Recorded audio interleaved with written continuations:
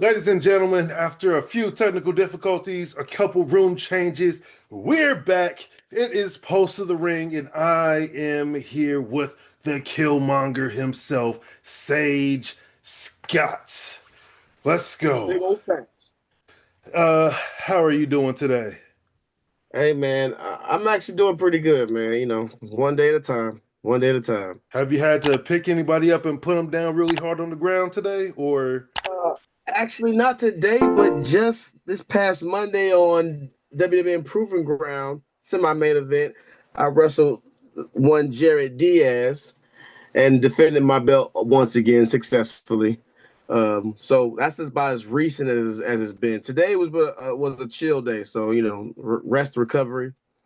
That's where I'm at right now. before we had actually got started, you had pulled out some belts. So I'm just like, what champions are you right now? Oh, well, as I said, I gotta start with the one that's really the most current and near and dear to my heart. No disrespect to Bay Pro, but right here, the WWE Proven Ground Heavyweight Championship, where I've been champion since February. Oh, nice. Hell Yeah, yeah. already the second longest reigning champion. Soon to be Just doing first. yeah, I'm coming for number one spot. I don't get out of bed for second place. Hey, I feel that. I say all the time, I'm in your top three, and I ain't two or three either. Hey, get it straight. Like, you know what I'm saying? Yes, sir. So, and if you want to catch me with this one right here, you can catch it any Monday night. We plugging it off of YouTube. We plugging it off of Facebook. The links are also will be in my Facebook and my Instagram as well. Whenever you want, if you want to catch me out, step it in Proven Ground Monday Night Mayhem. Ooh, I remember when those were on Wednesdays. Yeah, bro. I'm gonna be real. Since we're on a podcast, we don't have to be politically correct here. Can I Hell can no. I shoot from the hip? And they know it too. I fucking hate it on Monday. Like that's just like the worst day of the week. I'm available. I am because who's not available on a Monday? But Yeah. it's just that you're coming off the weekend, and if you already had shows on the weekend, Monday's like the first day that you're like back to trying to get Normal back to life. normal. You're right. So while it does, I feel like it does make you stronger to a point. It also feel like it takes away from you a little bit too. And I feel like the draw is a little bit harder on a Monday. And You know what plus, I you mean? aren't you guys going on around the same time Raw is going on as well? Yeah, we try going ahead of that, almost head to head with Raw. We start at 7, and if these guys are, and I mean, don't get me wrong, indie fans, I feel to a certain extent are different than casual wrestling fans. Hmm. There is a people who do have just an appetite just for indie wrestling. I've heard it out of several fans' mouth, and I've seen it, with my own two eyes. So, but at the end of the day, it's still the WB. Like Yeah. that's kind of hard to run on the same days that they do when they've been doing it for 20 something plus years each show. So Many major promotions have found that out. yeah, exactly. So I mean, I think in the future a date change would definitely do us better. I think we'd probably draw a lot better on back on a Wednesday or a Thursday. One of those 2 days, I feel like it's ideal because I mean I don't want to indict myself and saying something negative about AEW because I did work there for a little while, but it's a little bit easier to draw on Hmm. those 2 days. You know, Which I've talked to people multiple times about like wrestling, especially from the major promotions, wrestling burnout. Because you got Raw, then you got NXT on Tuesdays, then you have Dynamite, make like this week Collisions on Thursday, then you got SmackDown, then Saturday, sometimes Sunday, and it's like it's hard to really find time to watch wrestling. Like if you want to watch major promotions, and then like for me, I do this podcast and I do another one. right? So it's just it I don't have time to watch my other TV shows that I might want to watch. I actually take like a week where I'm just not watching any wrestling, and then usually I'll watch one episode from WWE and one from AEW. It's like I Right. love wrestling. I did it for 7 years, but I have to have a line where I have to watch what I want to watch and just recover. Right. And I'm not even And taking bumps anymore. yeah, well, and bro, I can 100% agree with that because it's like, the fatigue does get there, and like, and sometimes you feel like it's almost to the point where you can't even really enjoy the essence of the art of wrestling because it's if you're getting something so much, you know, it's like why do people love the Super Bowl? Because it comes around once a year. You know what I'm Hmm. saying? Why do we love certain things about there's only the Florida the fair. The fair only comes around once a year, so it's like, hey, you either catch it when it's in town or you ain't catching it at all. Like Yeah. there's certain things that I feel like I know people have said this 1,000. This is probably one of the newer age topics that they feel like wrestling should have an off season. I've heard that talk go around. I mean, the indies will be the indies. So if you want to catch a local promotion, that's actually be the best time to do it during the off season. You Yeah. know, but I feel like and I think WB started to implement a little bit of that this past December, like letting guys, they didn't have any live shows during the last 2 weeks of the year, which is pretty big. I don't know how long they're going to continue to do that, but I think wrestling should have an off season, at least 2 months, Hmm. where there's no wrestling whatsoever.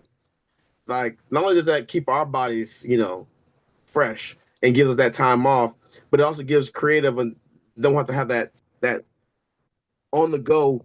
I gotta get stories pumped out. This gives you a nice time to just take a step back, get real into your creative bag, and come up with some stuff that not just for the top of the card, but the middle and the beginning and everybody in between. So Yeah, because there's so many wrestlers, and this is from every major promotion that like they just go out there and wrestle. There's no real story, and that's kind of like basically indie wrestling, I guess. yeah. And yeah, like you said, it gives them enough time to like flush out, like, all right, this is what we're leading up to. This is how we're gonna go at it. Oof. And it does give you guys chances to rest your body. That's why I had to quit, is because one day I woke up, couldn't breathe, and I could barely walk. And this was after me taking already a 3 month break. I hadn't taken a bump in 3 months. I was like, ooh, Hmm. nope, nope, nope. I'm not liking this. I'm not feeling this. It's never the right time to say goodbye, but it's time. I feel you. I mean, hey, brother, you could always come back and be a manager now. I mean, if you got that itch, I've if you got, I've I'm thought just, about it. I'm not saying, I'm just saying, that's always a possibility because one thing I say about the newer age wrestlers, like the ones I call anybody post COVID who started wrestling, they're missing out on a lot of things and that was implemented in the locker room when we were doing our thing, and Hmm. that's veteran leadership.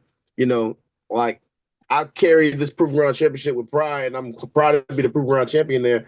But I also feel like a sense of like, you know, sadness for some of the younger guys because it's like when we were coming up, you had a veteran in every match. You had a veteran overseeing every match. There's no real agents, in Hmm. in matches that much anymore on indie shows anymore. You just got a lot of young guys wrestling a bunch of other young guys, and they're doing whatever they did in training, and they're thinking that this is growth. You know, the, I didn't really understand psychology until they started putting me up against some of the bigger names, some of Yeah. the who's who, like the Eddie Torres. I'll drop a couple names, guys like that. Saeed Al Sabaz, I know controversial as he may be, but Blanco Loco, until they started like putting me up against dudes like that, I didn't fully understand what I was doing. I was just that one black guy who was an athlete and looked like a wrestler. You know what I'm Yeah. saying? I didn't really start getting ring psychology. You can train all you want, but sometimes you got to be in there with somebody who 100% gets it, so you can get it. That's what You know? when we were in training, my because I don't want to drop any names. Oh, actually, no, Jesus. Yeah. Like he would always be like, and they would always say, you would want to get in there with vets because if you don't, you're not learning anything. Again, No. learning psychology, learning to when to sell, which that was my favorite part, especially if I was a babyface, because I can milk a whole 5 minutes by just walking around the ring and getting punched. Hmm. Right. And just knowing when to do certain moves because I know with AEW. I do like love AEW. Just I love that it's a counter program to WWE. I love that it's giving more people like Jobs. jobs. Yes. Sometimes they just do moves to do moves. Yeah. And like there's no rhyme or reason, there's no selling per se. And I They don't see a lot pyramid of to it. yeah, I see a lot of especially when I go to indie shows, that's just how they go, yeah, we're just gonna boom, then I'm gonna super kick you. I'm gonna do a power bomb outside the ring, throw you back in, you're gonna kick out at one. I'm like, ugh. Should I get up from that at all? Like, uh, they do certain things in the beginning of matches that should be the finish. You know, Hmm. you know, a superplex. I'm sorry, buddy, but regardless of what people want to say, that's a finish. You can beat somebody with superplex. I've always wanted to beat somebody with a superplex. Just boom, one, two, Boom. three. You get a DDT. Like, when did a DDT become A spam. a setup move? I would say in the 90s. Yeah, it's like like that. If you gave somebody a DDT on the concrete and just and outside of the ring, that's gonna probably be their last time like taking ever taking a DDT. They're gonna be severely messed up or unearthed. Like Yes. depending on how, yeah, I don't understand how that is considered a move that that should be considered up there with like the power driver. Like that's anything that's head related. You Hmm. would think should be these are the ultimate moves and nothing and you should know no one should ever kick out of any of that stuff. And that's when we as a veterans got to start protecting the art of wrestling because these younger guys are coming in there and they're just doing whatever, coming up with all these little crazy high spots, and then they're just thinking that okay, well, this is the art right here because I'm doing a bunch of different stuff and I'm putting a bunch of stuff together. And regardless if it makes sense or not, the symmetry. We flowed so well with it, so I guess that's wrestling. Yeah. And then you do all that, and then you roll me up for a finish like that. What? Like, Sometimes like the grittiness in wrestling is what wrestling really is. Like people are like, oh, this person botched the move, this person botched this. I'm like, honestly, that's watching a move makes it more realistic because this is a quote unquote fight. You're not going to be able to hit every move precisely. Sometimes you will have to like edge over a little bit to the side or do something a little bit different to hit a mhm. move flush. Not even flush. Not every move needs to be hit flush, but just nuances that need to go away. There's so much of it. But I'm not here to badger the young cats because I get called old for it. Oh no. Every I'm not I'm not gonna drop I'm not dropping names in a bad way, but I think once people started seeing guys like Ricochet and Will like 20 minute you relay races. Hold on. What this is what everybody's Oh, why is this thing messing up again? gonna push through the best we can. And I know you probably do a good job of the editing. I'm I actually my degree is in video photography and audio engineering, so this is getting me back into like editing all of my So stuff. Whew, that's the one thing about that's podcasts that that's no what one in the talks A. about. And listen, is the editing process. Hmm. The editing process. Yeah, honestly, man, Mo has to guys. I used to wonder like why do guys charge so much for uh for like highlight videos and stuff like that. And then I started trying to do them on my own. I'm like, damn. Now I see why. It's a lot. Yeah, man. Try to put your highlight tape together by yourself. Try to do like a video package by yourself. And if you ain't got those credentials like that, and tell me how that goes out for you. You probably can do what I need to get done in a day, but for me, it'll take me like a week and a half. Oh man, I still have my highlight in my on like one of my hard drives, and I looked at it, it's like, damn, I never did finish it. I just was like, oh, I quit. I'm done. I'm not since I'm not wrestling anymore. There's no reason. Exactly, right? I might actually do it and then just post it. Just be like, this is what I used to do. Hey, why not? But Why then, not? like you said, I've thought about being a manager. I've even thought about being a referee again because I can easily do that stuff. And it's like, oh, you want me to take a bump? Look, I got one bump every once in a Listen, while. You ain't about listen. to just hit me and no You reason. speaking to the right person because I know a certain place that could use a couple referees now. They've already sold me. They've already told me they're looking. But So here's the thing: I live in Indianapolis now. I know, I know, I I know. Speaking of mean, about that, besides was it Paradigm, whatever, pro wrestling? What are some good promotions out there? I think um, so there's WCWO. There is White River Wrestling. Naptown All Pro, and New Era. There's a few other ones, but those are the four that I see a lot. I go to WCWO a lot because I've wrestled for them. Naptown All Pro, some of the guys they've come down to Florida to wrestle, hmm and White River I believe is new, and New Era they've done stuff, and I've been to a few shows of theirs. Is it one of them? One of them ran by that what Jaden Newman or something like that? I would have He's a to. wrestler. He's a wrestler, but I wrestled him on a show for at Ignite, and I Mm. think and I think he's and Kim brought him in from Ignite, and I think he's from Indiana. That's why I was asking about him. I would have to check. I don't, the only He's ones a, that I know, like they're like the people is Naptown All Pro, and that's J Rose, and mhm. then Joey Owens does WCWO, which his son wrestles for GCW. And why his name is spacing on me right now, it's I'm trying to while we talking, I'm trying to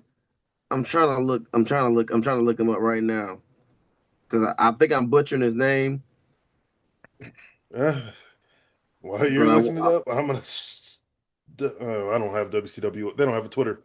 That's the other thing that I'm getting not annoyed with, but not liking so much is that these wrestling promotions, they uh-huh. always want the wrestlers to promote, but they don't know how to promote themselves.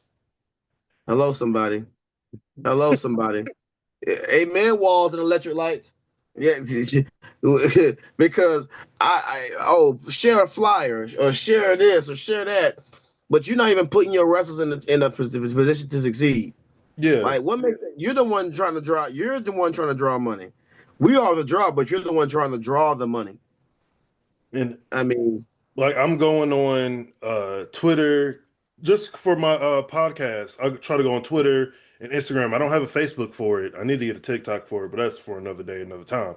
But like some mm, of these promotions are they've last done something in 2020, but I've seen people still wrestle for them. I'm like, you right. guys gotta keep up with your social media because that's how like one of the things that I was told from Leon Ruffin was that hmm you need a social media presence, like as a wrestler. Yes. And I was always the type where I didn't want to have like I didn't want Social my media. yeah, like I have social media, but that's for my personal use. I didn't want to tie hmm in my wrestling with my personal use because people be going back on shit, and I don't know what I said 10 years ago that They'll can get bring me up hemmed something. up. They'll bring up something that you didn't even remember you said. And it's difficult with that, and then like what I'm trying to do also with this podcast is go to different wrestling shows and interview the promoters, interviewing people at the school, but I'm having a hard time getting schools to either message me back or just act like I'm an actual, like, real, I'm not going to say journalist, but somebody who loves to promote indie wrestling. Like, this is what this podcast is meant for, to showcase indie wrestling, because everybody wants to interview the people in the WWE and AEW and TNA, which I do want to interview them eventually, but I want to give back to the business that The I people that, love, yeah, right. and it's indie wrestling, because indie wrestling to me is the blood of wrestling. Yeah. Like, how do you? What's your thoughts on indie wrestling and its impact on wrestling as a whole?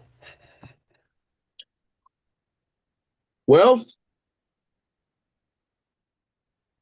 I think the proof is in the pudding. You've got the major company, the biggest company in the world, putting together parameters that basically ties in the one last market that they don't have control over no more. Well, didn't have control over, which is indie wrestling. That's why they created a WWID.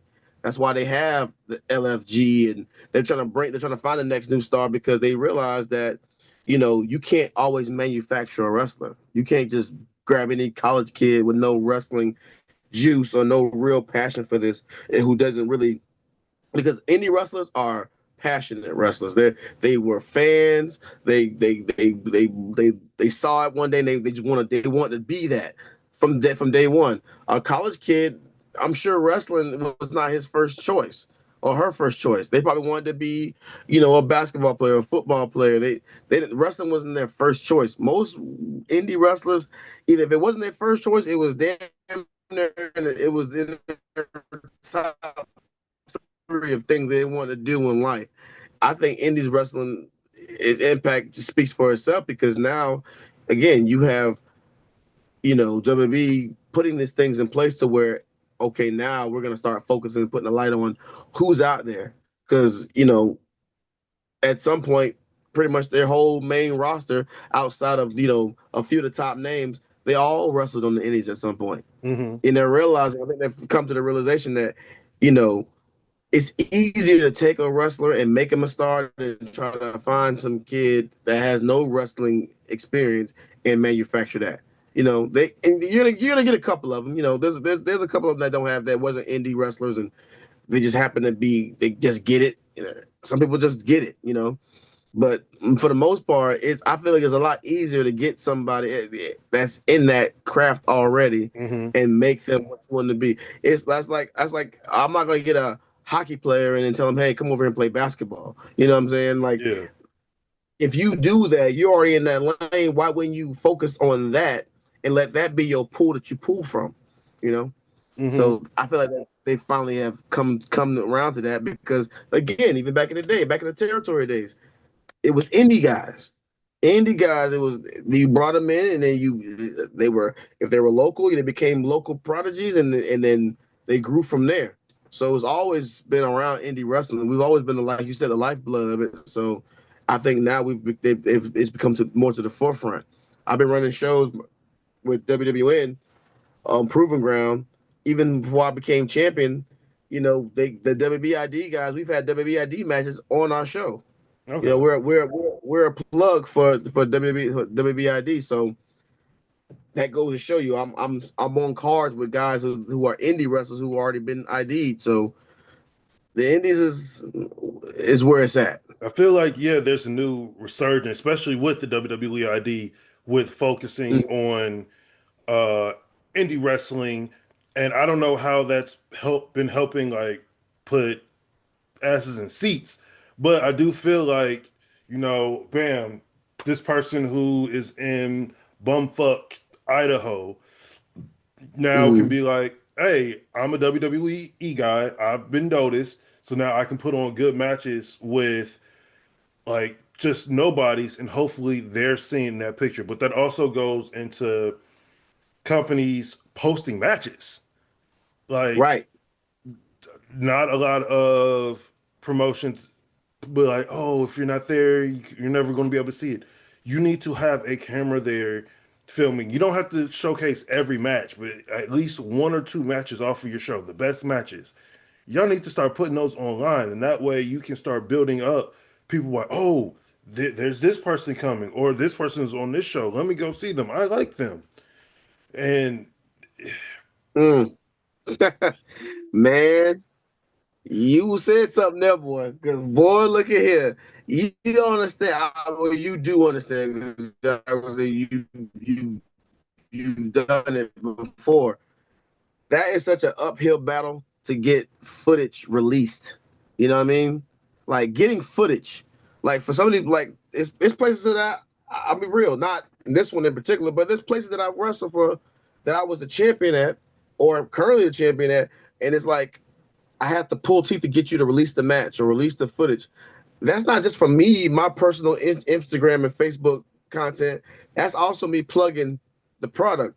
And whoever, and if I'm a, even if I'm not, if I even if I didn't have a big following, which I like to say I have a decent following, that's doing your company justice.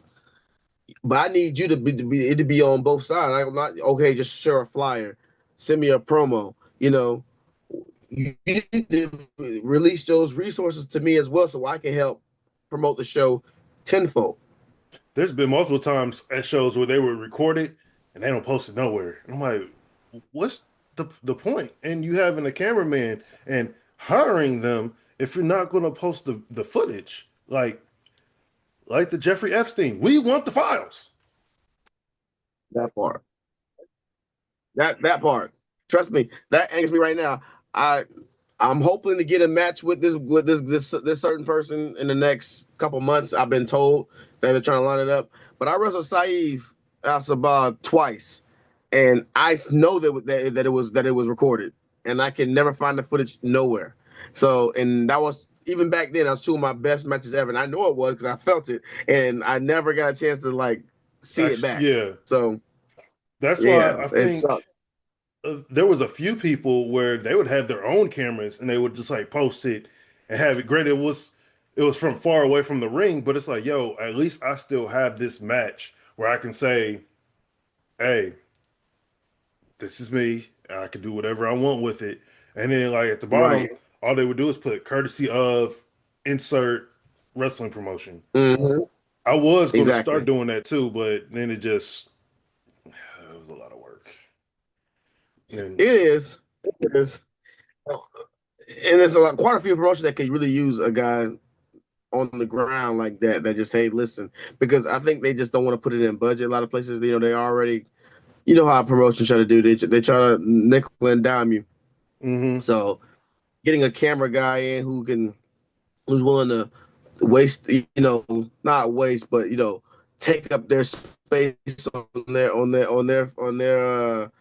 their footage to like record this and then also release it to you and then re-release it to somebody else. I'm pretty sure that market you could drive the price up pretty good. They probably just don't want to pay that. So yeah. So tell me, what do you think is the hardest part about just indie wrestling as a whole? The mental part or the physical part? mental, because physical for me, I've always been a in shape dude. So that, and I've been in the for this. I shoot for me. It's the mental because it's like, especially when you're like, okay, and I know that you know this all too well.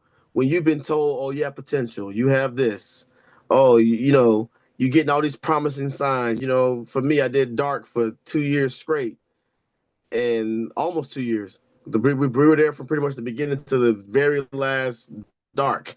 hmm I figured I'm gonna get signed, because I'm around. I mean, Jerry Lynn, all these guys know me on the first name basis. I'm like, oh man, this is it. This we Yeah. might have a spot at least on the Ring of Honor or something. Yeah, I thought we were gonna be something. Then the curtain just gets pulled from under you. So that could really mess with your psyche, like when you that close to something like that. hmm And then like I said, the psychology of it, because you have to explain to your friends or your people who know you why this little weasel dude beat you, like that like Yeah. who don't understand, and like, man, you're big and this, and you're losing to guys that look like they work at T-Mobile. Like, I don't understand why that guy beat you tonight. It's so that's the mental aspect of it is definitely probably the worst. And then the yeah, the travel, if you are somebody who's really active, you just get mentally burnt out. You know what I'm saying? The physical burnout doesn't really hit as hard as that mental does.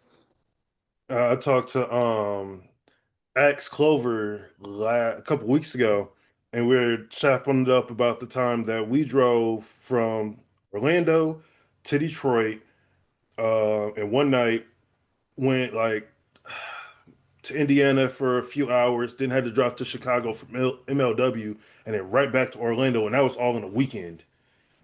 And we're just like, that was the most exhausting trip Oh, that we went on. And then, you know, Rex got axe high by accident.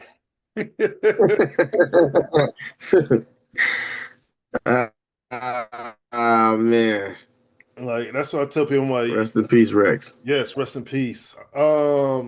Like people are like, oh, wrestling is fake. I'm like, wrestling is not fake. Like we are taking these bumps, we are getting hit Mm, with steel chairs. I still don't understand death matches, but you know, that's different strokes for different folks. But me it's either. but it's Me like either. we're also Right. sitting in cars packed in like sardines with our gear, just like four or five other people, and then we're driving like to and from Mm, X amount of hours. It's like that shit is real. You don't see like MMA fighters doing that. You don't see uh any other sports doing that, but wrestlers. Hell, not even amateur wrestling. mm-mm. It's like you don't see people putting in that Nope. type of grind to to have the attempt to make it. Hmm. And have it, and you only get maybe a 5 minute match. Right.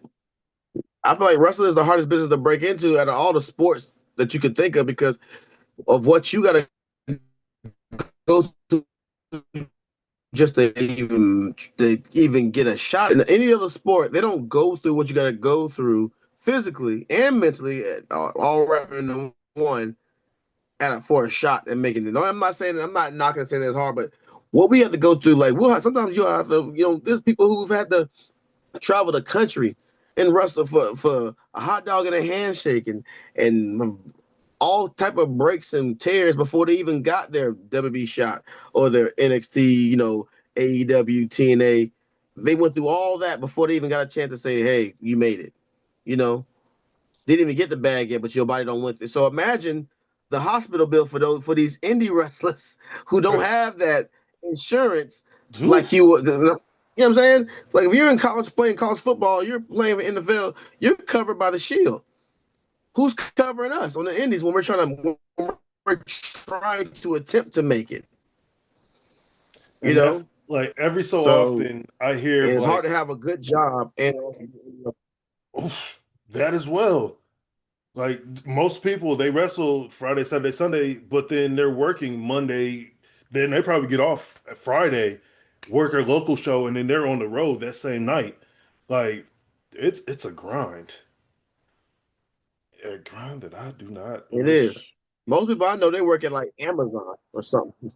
Amazon or food industry stuff where I can easily be like, hey, do you need to shift? I am gonna Yeah. let go, blah blah blah blah.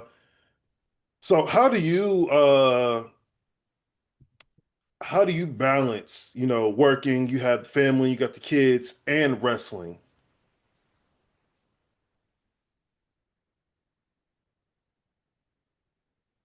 I get asked that so much. Um, I, I, I mean, it's not gonna, it's not to sound, man. My faith in God is God, to be honest with you, man, because I don't know how I do it. I this is a single income household.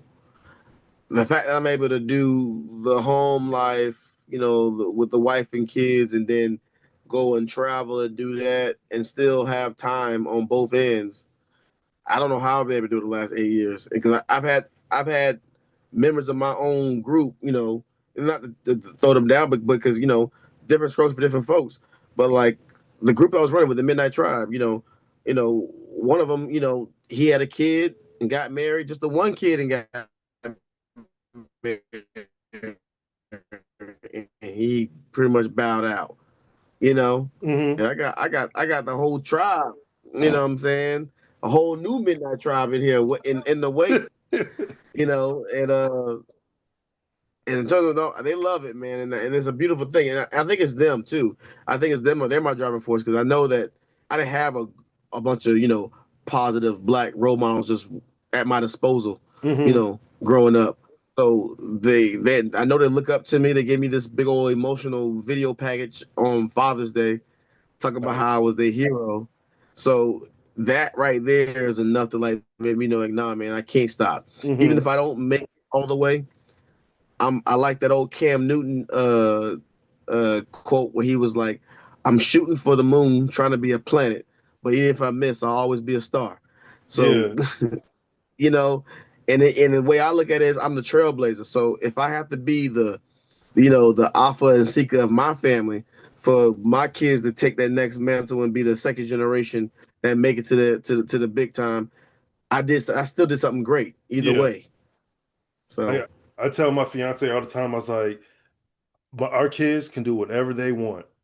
But I will always ask, do you want to become a wrestler? If so, I can help you and I want you to be great. I was like, if I have a son, awesome. If he wants to be a wrestler, amazing. I'm gonna help him out. If I have a daughter and she wants to be a wrestler, yo, I'm trying to make her as good as Charlotte. And I don't care what anybody says, even I get on Charlotte, blah blah blah blah. Charlotte is a phenomenal professional wrestler.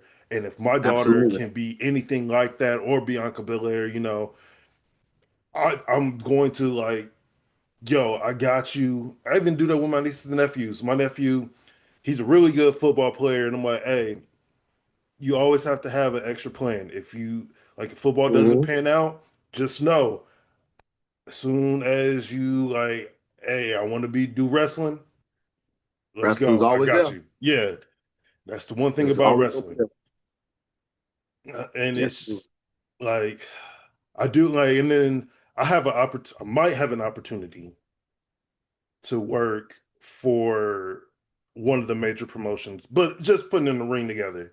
And I was like, I can always use that plus still with this pulse of the ring and be like to try to find ways to get people opportunities like, oh, hey, I heard you might need people for a dark match. Well, I interviewed this person.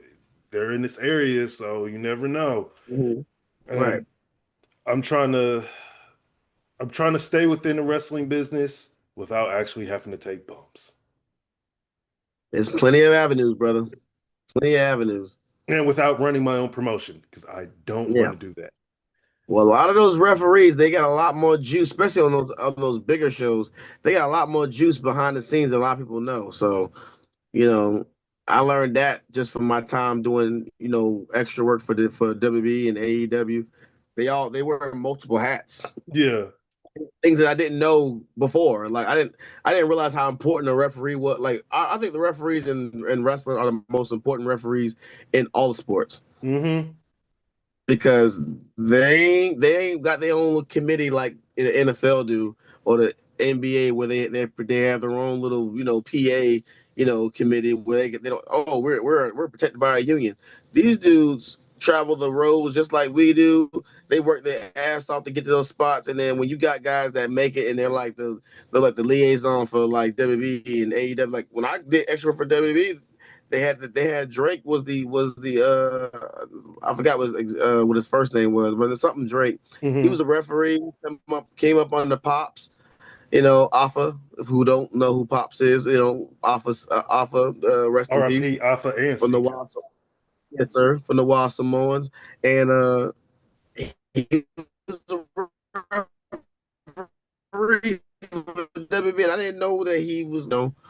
I didn't really get into the referee game at all. Hmm. So I didn't realize that they have such a very, very important job. And some of them, like I said, wear multiple hats. So, yeah.